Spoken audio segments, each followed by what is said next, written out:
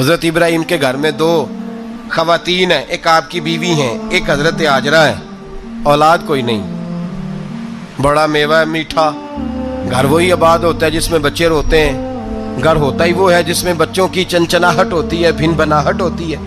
حضرت ابراہیم نے ایک بچہ روتے ہوئے دیکھا تو آنکھوں میں آنسو آئے، کہنے لگے ربی حب لی من الصالحین، یا اللہ مجھے بھی نیک اولاد عطا کر دے۔ حضرت سارہ نے سن لیا، کہنے لگی ابراہیم شاید میرے بطن سے تو آپ کو نصیب نہیں، ہاجرہ سے نکاح کر لو۔ جناب ہاجرہ سے نکاح ہوا۔ اللہ تو بڑا بے نیاز ہے، رب کریم نے حضرت اسماعیل جیسا خوبصورت بیٹا عطا فرمایا۔ بیٹا کالا سیاہ بھی ہو تو سینے کی ٹھنڈک ہوتا ہے، پر یہ تو وہ بیٹا ہے جس کی پیشانی میں نور محمدی چمکتا ہے صلی اللہ علیہ وسلم۔ حضرت سیدنا اسماعیل علیہ اتنے خوبصورت، اب جس بیوی کے ہاں بیٹا تھا بیٹھنا اٹھنا بھی زیادہ اس کے پاس، آنا جانا بھی اس کے پاس، توجہ ادھر ہو گئی۔ جناب سارہ رشک کرنے لگی، ایک دن کہنے لگی اسے چھوڑا جنگل میں، وادی غیر ذی زرع مکے کے پاس۔ بھائی ایک بیٹا عالم دین بنا لو، کہنے لگا روٹی کہاں سے کھائے گا؟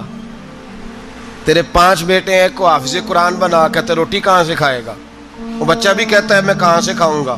حضرت ابراہیم علیہ السلام تو چند مہینے کا بچہ چھوڑ آئے، تو کہاں سے روٹی کھائی حضرت اسماعیل نے؟ کہاں سے کھائی ان کی اماں نے روٹی؟ بھوکے مر جاتے ہیں یہ سارے۔ میں بڑی ذمہ داری سے کہا کرتا ہوں کہ جتنی خوبصورت روٹی اللہ کریم دین کے خادموں کو عطا کرتا ہے شاید کسی اور کے نصیب ہوتی ہو، لیکن ہم لوگ توجہ ہی نہیں کر رہے، ہمارا ذوق ہی نہیں بن رہا، ہم یہ محنت ہی نہیں کر رہے کہ قوم کو مستند علماء کی ضرورت ہے، علاقوں کے علاقے خالی ہیں، ادھر ہمارا مزاج ہی نہیں بن رہا، توجہ ہی نہیں دین کی خاطر۔ اور پھر چلے بچے تو بعد کی بات ہے نا، جو ابھی خود جوان ہے وہ بھی یہ دعا، ایک صاحب مجھے کہنے لگے میں دعا مانگ رہا ہوں اللہ مجھے بیٹا دے تو میں اسے دین پہ لگاؤں گا، تو میں نے کہا آپ بھی بوڑھے نہیں ہوئے، آپ خود ہی لگ جائیں، بیٹا تو ابھی آئے گا تو لگے گا نا، تو آپ تو اس وقت ہے تو آپ تو پہلے لگے نا صاحب، 2 گھنٹے تو نکال کے آئے، دین سیکھنے کو کافی ہے۔ آپ اتنی لمبی سوچ رہے ہیں کہ بچہ آئے گا تو بڑا ہوگا تو وہ جائے گا تو دیکھی جائے گی، ابھی تو آپ ہیں تو آپ تو آؤ۔ حضرت ابراہیم نے بچہ وہاں چھوڑا۔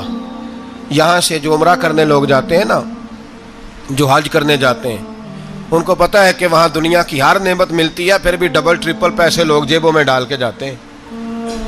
حضرت ابراہیم جب وہاں لے کے گئے تو کوئی انسان نہیں تھا، پانی کا قطرہ نہیں تھا، 2 کلو کھجوریں، 1 مشکیزہ، بیوی کو تھمایا۔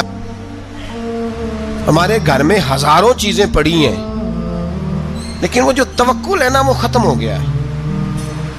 اللہ دے گا، حلال حلال پہ قناعت کرے، جائز جائز پہ بھروسہ کرے، رب کریم عطا کرنے والا ہے، وہ مزاج ختم ہو گیا۔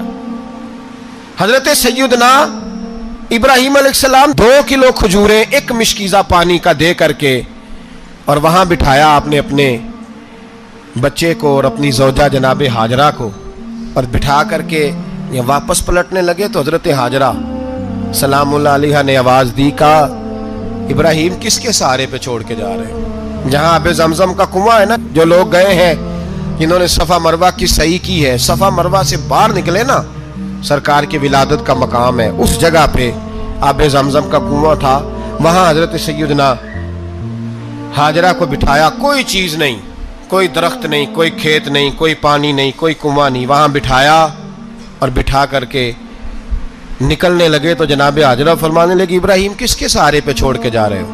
کہنے لگے اللہ کے سہارے پہ۔ تو پاک باز بی بی نے ایک لفظ پوچھا، کہا ابراہیم یہ میرے رب کا حکم ہے، یہ میرے، بس جن کا عقیدہ توحید مضبوط ہو ان کے لیے ایک جملہ کافی ہوتا ہے، یہ میرے اللہ کا حکم ہے۔ تو جناب ابراہیم علیہ السلام فرمانے لگے ہاجرہ ہاں رب کا حکم ہے۔ جب یہ لفظ کہے تو چاہیے تھا نا حضرت ابراہیم تسلی دیتے، تو بی بی صاحبہ تسلی دینے لگی، عرض کرنے لگی ابراہیم اگر اللہ کا حکم ہے تو پھر آپ ہماری فکر نہ کرنا، اگر یہ رب کا حکم ہے تو پھر ہماری فکر نہ کرنا، جس رب نے ہمیں یہاں تک پہنچایا ہے وہ ہمیں کبھی بھی ضائع نہیں فرمائے گا، پھر فکر نہ کرنا۔ حضرت ابراہیم آ گئے، بات آپ نے سنی ہوئی ہے، اشارہ کرنا مقصود ہے۔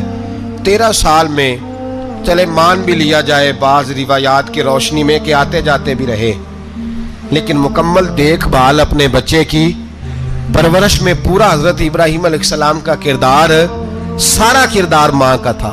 میں جب خواتین کے بارے میں کوئی بات کرتا ہوں تو میں آپ کو اکثر کہتا ہوں کہ یہ صرف بیوی کے لیے حکم نہیں ہوتا، یہ ٹریننگ بیٹی کو دینی ہے اور بہن کو دینی ہے، یہ تربیت کریں اپنے گھر میں۔ میں تجربے کی روشنی میں یہ بات عرض کیا کرتا ہوں کہ بھائی بچے باپ کے فرما بردار اس وقت ہوتے ہیں جب اماں انہیں باپ کا فرما بردار کرتی ہے، اور بچے باپ کے نافرمان بھی تب ہوتے ہیں جب اماں انہیں باپ کا۔ میں نے اپنے کانوں سے سنا ایک دفعہ ایک بچہ اپنے باپ سے کہہ رہا ہے آپ نے تو ساری زندگی باہر گزار دی، پیسے کمانا کون سا مشکل کام ہے، دکھ سکھ تو سارے اماں نے برداشت کیے، اسکولوں میں وہ جاتی تھی، فلانا کام وہ کرتی تھی، فلانا کام۔ اب یہ سوچ اس کی ذاتی تو نہیں، یہ اس کو دی گئی ہے، اور اگر اس کو یہ سوچ دے دی جائے کہ اماں کہے کہ میں تو اپنوں میں رہی ساری زندگی، میں نے تو اپنوں میں وقت گزارا، اور تیرا باپ تو کئی دفعہ جنازے بھی نہیں پڑھ سکا، اس نے تو ماں باپ ایسے دفن کر دیے، وہ اگر یہ سوچ فراہم کرے تو پھر بچہ باپ کا فرما بردار ہوتا ہے۔ اور یہ والی روایتیں ہم بیوی کو سناتے ہیں، حالانکہ کس کو سنانی چاہیے؟ بولیے، بہن اور بیٹی کو، بہن اور بیٹی کو سنائیں یہ باتیں، ان کو سمجھائیں تاکہ آگے جا کے وہ جو گھر ترتیب دیں وہ گھر بڑا عمدہ اور نکھرا ہوا ہو۔ حضرت سیدنا ابراہیم 13 سال کے بعد آئے، چونکہ گھر میں اللہ تبارک و تعالیٰ کی دوستی کا چرچا تھا، اللہ تبارک و تعالیٰ کی محبوبیت کا غلبہ تھا۔ 13 سال کے بعد فلما بالغ معہ السعی، بیٹا جب اتنا بڑا ہوا کہ ساتھ چلنے لگا تو حضرت ابراہیم نے اپنے بیٹے کو بلا کے کہا بیٹا مجھے خواب آئی ہے، میں تجھے ذبح کر رہا ہوں، تیری کیا رضا ہے؟ تو حضرت اسماعیل کہنے لگے یا ابت افعل ما تؤمر، ابا جی اللہ جیسے حکم دیتا ہے میرے ساتھ ویسے ہی کریں، جیسے اللہ حکم دیتا ہے ویسے ہی، بولیے، ویسے ہی کریں۔ حضرت حاجرہ کو کہا کہ ایک دوست نے دعوت کی ہے تو وہاں جا رہے ہیں، بی بی مطمئن ہے، تفصیلات کی ضرورت نہیں، ختم بات، اعتبار ہے، مطمئن ہو گئی۔ شیطان پیچھے سے آیا اماں کے پاس، ذرا تھوڑی دیر کے لیے تصور جمائیے، یہاں تو پڑوسن آ کے کوئی بات بتا دیتی ہے خاوند کے بارے میں تو کئی مہینے جھگڑا جاری رہتا ہے، پڑوسن محلے دار۔ شیطان نے آ کے بتایا لفظ کیا ہے؟ کہا حاجرہ تمہیں پتا ہے کہاں جا رہے؟ کہا دوست کی دعوت میں۔ تو کہنے لگے دوست کون ہے؟ رب کریم، اور ابراہیم کا خیال ہے کہ اس رب نے مجھے حکم دیا ہے کہ میں ذبح کروں۔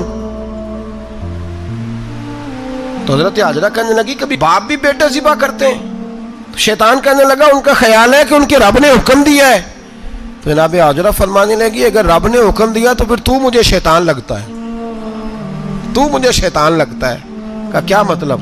فرمانے لگی اگر رب کریم کا حکم ہے تو میرے پاس ایک اسماعیل ہے، اگر 1000 بھی ہوتے میں سارے اللہ کے راستے میں پیش کر دیتی، دے دیتی، مالک کا ہی تو ہے سارا کچھ، اسی کا ہے، اس میں لیت اللہ کی کیا گنجائش؟ حضرت سیدنا ابراہیم علیہ السلام نے بیٹے کے حلق پہ چھری رکھ بھی دی اور چھری چلا بھی دی، رکھ بھی دی، اور وہ تو اللہ کریم نے فرمایا یا ابراہیم قد صدقت الرؤیا، ابراہیم تو نے خواب سچا کر دکھایا، وہ قیامت تک تیرا نام رہے گا۔ حضرت ابراہیم نے وطن بھی دیا، جان بھی دی، بیٹا بھی، اللہ کریم نے دمبے دیے، فرمایا یہ فدیہ ہے۔ اب یہ قربانی قیامت تک حضرت ابراہیم کے طریقے کے مطابق جاری ہے۔ حضرت ابراہیم بہت بڑے مہمان نواز تھے، بہت بڑے۔ آپ جب مصر میں قیام تھا تو بڑے بڑے لمبے چوڑے لنگر پکتے تھے، لوگ آیا جایا کرتے تھے، بڑا تفصیل کے ساتھ کھانا ہوتا تھا۔ مہمان نوازی آپ کی خاص صفت مبارکہ ہے، ہمارے ہاں بھی مہمان نوازی ہوتی ہے امیروں کی، بلکہ اب تو مہمان نوازی اس طرح کی ہے کہ کل تیری میرے پاس دعوت ہے اور پرسوں میری تیرے پاس ہے، وہی امیروں میں وہ چکر رہتا ہے، پارٹیاں دوست ایک دوسرے کو ڈالتے ہیں، تیری طرف پارٹی تیری طرف، اور اسی انداز میں اب یہ عید آئے گی نا ٹکا پارٹیاں ہوں گی جگہ جگہ، اور لوگ سوال پوچھنے لگے ابھی سے، کہتے ہیں قربانی کا کتنا گوشت گھر رکھنا جائز ہے؟ قربانی کا کتنا گوشت گھر رکھنا جائز ہے؟ سارا ہی جی، اس لیے فریزر لے لے، فریج سے نہیں کام چلے گا، سارا ہی جہاز گھر رکھنا سارا ہی جائز ہے، رکھ لیں۔ او خدا کے بندے، قربانی وہ بندہ دیتا ہے جو سارا سال ہی گوشت کھاتا ہے، صحیح کہہ رہا ہوں؟ قربانی صاحب نصاب صاحب استطاعت بندہ دیتا ہے نا، تو وہ سارا سال ہی گوشت، تو سارا گھر میں رکھنا بھی جائز ہے، لیکن سارا دے دینا بھی تو جو آ رہی ہے اس پہ کیوں توجہ کرتے ہو؟ جو دوسرا جائز ہے اس پہ کیوں نہیں عمل کرتے؟ سارا تقسیم کر دیں، بات ختم ہوئی۔ یقین کریں محرم میں جا کے دوست ٹیلی فون کر کے سوال پوچھتے ہیں، کہتے ہیں صاحب سنا ہے قربانی کا گوشت محرم میں کھانا جائز نہیں۔ میں کہ نہیں، ربیع الاول چ بھی جائز جے، رجب رمضان تک کھاؤ، کوئی بندہ نہیں منع کرتا، اس لیے کہ کسی کو دینا تو پسند ہی نہیں، یا پھر اس میں سے جو خاص خاص چیزیں ہیں وہ اپنی فریج میں اور باقی جو ہے وہ دوسروں کے لیے۔ یہ کیا طریقہ ہے ہمارا؟ قربانی اسلام کا ایک خوبصورت ترین عمل ہے، یہ محبوب ترین عبادت ہے اللہ تعالیٰ کی۔ قربانی اپنی فضیلت کے لحاظ سے، عظمت کے لحاظ سے، اپنی بلندیوں کے لحاظ سے دین میں بڑا مقام رکھتی ہے، لیکن ہر چیز کا رنگ روپ بدل دیا جاتا ہے نا، چونکہ قربانی چلی آ رہی تھی حضرت ابراہیم خلیل اللہ علیہ السلام سے، تو اہل عرب جو تھے مشرکین مکہ قربانی کا تعارف وہ بھی رکھتے تھے، پر وہ قربانی کی حقیقت کو، قربانی کی حکمت کو، قربانی کے حسن کو، قربانی سے پھوٹنے والی روشنی کو سمجھنے سے ناآشنا تھے۔ وہ کیا کرتے تھے کہ جب وہ کوئی قربانی کا جانور ذبح کرتے تو اس کا جو خون ہوتا وہ بیت اللہ شریف کی دیواروں کے ساتھ مل دیتے۔ قربانی کے جانور کا جو گوشت ہوتا وہ لا کے بتوں کے سامنے رکھتے کہ یہ خون کعبے کی دیوار سے خون ملنے سے اور بتوں کے آگے گوشت رکھنے سے شاید ہماری قبولیت ہو جائے گی، ہم نے جانور ذبح کیا ہے۔ کمال ہے میرے رب کریم کی کتاب کا انداز بھی۔ قرآن مجید مختصر الفاظ کے اندر، مختصر جملوں کے اندر، اجمال کے اندر اتنی بڑی تفصیل بیان کر دیتا ہے کہ انسان کے ذہن کے، دل کے، دماغ کے دریچے کھل جاتے ہیں۔ اللہ کھانے پینے سے پاک ہے، بے نیاز ہے مالک۔ رب کریم نے فرمایا لن ینال اللہ لحومہا، فرمایا ہرگز نہیں پہنچتا اللہ کی بارگاہ میں تمہارا گوشت، ولا دماؤہا، اور نہ ان کے خون، نہ اس جانور کا گوشت اللہ کی بارگاہ میں پہنچتا ہے، نہ خون پہنچتا ہے، تو مالک پہنچتا کیا ہے؟ ولیکن ینالہ التقوی منکم، بلکہ رب کی بارگاہ میں تو تمہارے دلوں کا تقوی پہنچتا ہے۔ تمہارے دل میں کیا ہے، تم اپنے رب کی رضا کتنی چاہتے ہو، یہ بات جاتی ہے۔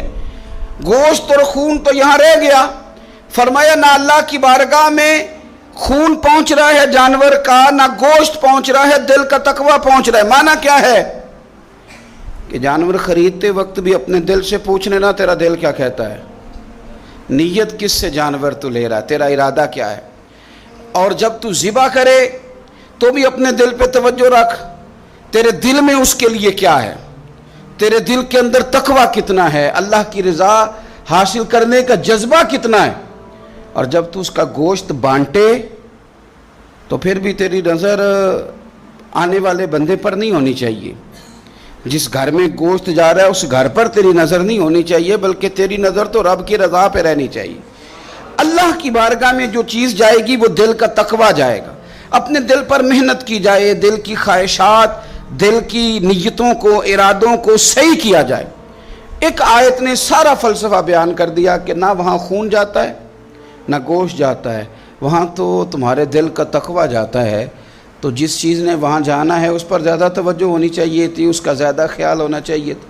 یہ فلسفہ ہے قربانی کا کہ آپ کی نیت کیا ہے، کسی کام کے لیے آپ کا ارادہ کیا ہے۔ ہمارے ہاں قربانی کے ساتھ جس طرح جانور منسلک ہے نا، کہ قربانی میں جانور ہونا بڑا ضروری ہے اور قربانی کے لیے پیسے ہونا بڑا ضروری ہے، اسی طرح قربانی کے اس سارے سیزن کے اندر کسائی کا بھی بڑا رول ہے، اس کا بھی ایک بڑا کردار ہے، وہ بھی بڑی اہمیت کی حامل پرسنالٹی ہے ان دنوں میں، اور پہلے سے بڑے سارے معاملات ہیں، اور اس دن کسائیوں کے جو معاملات ہیں ان کی جو بھاگ دوڑ ہے وہ بھی ایک پوری داستان ہے، چونکہ بہت ساری جگہوں پہ انہوں نے جانا ہوتا ہے، اور جہاں وہ بیٹھے ہوتے ہیں ان کو بھی کافی جلدی ہوتی ہے کہ جلدی سے جانور ذبح ہو جائے، جلدی سے گوشت بن جائے، اور جس جگہ انہوں نے بعد میں جانا ہوتا ہے ان کے بھی 15 فون آ چکے ہوتے ہیں، تو وہ جو خاص اسلام حکم دیتا ہے اس موقع پر، اور نبی پاک علیہ الصلوۃ والسلام کی جو خاص نصیحتیں ہیں اور حضور نے جو خاص احتیاطیں بتائی ہیں وہ احتیاطیں پوری نہیں ہوتی. دیکھیں آپ اس فلسفے کو سمجھیں کہ قربانی کی تعریف یہ ہے کہ مخصوص جانور مخصوص وقت میں اللہ کی رضا کے لیے ذبح کرنا ہے, اللہ کی رضا کے لیے. اب یہ نہیں ہے کہ آپ نے فٹافٹ آؤ دیکھا نہ تاؤ دیکھا, جس طرح کی چھری آپ کو مل گئی جس طرح ہو سکا بس اس کو مار دینا ہے. اسے ذبح کرنا ہے اور اچھے طریقے سے کرنا ہے. یہ حدیث آپ کو سیاستہ میں ملے گی, مسلم شریف میں ملے گی, ابو داؤد شریف میں ملے گی. حضرت شداد بن اوس رضی اللہ تعالیٰ عنہ حدیث کے راوی ہیں. نبی پاک صلی اللہ تعالیٰ علیہ وسلم نے فرمایا احسان کرنا اللہ نے فرض کیا ہے ہر چیز پر, مالک نے ہر چیز پر احسان کرنا فرض کیا ہے. تو فرمایا جب تم ذبح کرو تو اچھے طریقے کے ساتھ ذبح کرو, چھری کو تیز کرو, اور فرمایا ذبح ہونے والے جانور کو آرام پہنچاؤ. اچھے طریقے سے ذبح کرو, چھری تیز ہو, اسے آرام ہو, اسے تکلیف نہ پہنچاؤ. اچھے طریقے سے ذبح کرو, اسے ٹھنڈا ہو لینے دو, پھر اس کی کھال اتاری جائے, تھوڑی احتیاط کی جائے, اچھے طریقے سے چیزوں کو لیا جائے. آپ دیکھیے حضور ایک بات کرتے ہیں لیکن سوچ کے دھارے بدل کے رکھ دیتے ہیں. رسول کریم صلی اللہ تعالی وسلم گزر رہے تھے تو ایک شخص نے بکری کے پہلو پر پیر رکھا ہوا تھا اور وہ چھری تیز کر رہا تھا. یعنی بکری کو اس نے گرایا ہوا ہے, لٹایا ہوا ہے, اور پہلو پر پیر رکھا ہوا ہے, اور ساتھ ساتھ وہ چھری تیز کر رہا ہے. تو نبی پاک صلی اللہ تعالی علیہ وسلم نے کیا خوبصورت بات ارشاد فرمائی. حضور علیہ الصلوۃ والسلام فرمانے لگے تم اسے 2 موتیں دینا چاہتے ہو, دوہری تکلیف میں گویا تم مبتلا کرنا چاہتے ہو, اس کے سامنے ہی تم چھریاں تیز کر رہے. حضور فرمانے لگے 2 موتیں دینا چاہتے ہو, چاہیے تھا کہ پہلے سے یہ سارے اوزار تمہارے تیار ہوتے تو اس دن کسی ایمرجنسی کا شکار نہ ہو. 3 دن شریعت نے اسی لیے تو رکھے تھے, اسی لیے تو وقت رکھا تھا. آپ اس طرح کا کوئی ماحول نہ بنائیں جس سے جانور کو بھی تکلیف ہو, اذیت ہو. میں نے کہا کہ میرے کریم فرماتے ہیں رب نے ہر چیز پر احسان کرنا فرض کیا ہے. اچھے طریقے سے ذبح کریں, چھری کو تیز کریں, جانور کو آرام پہنچائیں. اور اگر آپ نے ابھی تک ہمارا چینل سبسکرائب نہیں کیا تو فوراً سبسکرائب کیجئے, ساتھ ہی بیل آئیکن پر کلک کریں تاکہ مزید آنے والی ویڈیو ہیں وہ آپ کو وقت پر ملتی رہیں.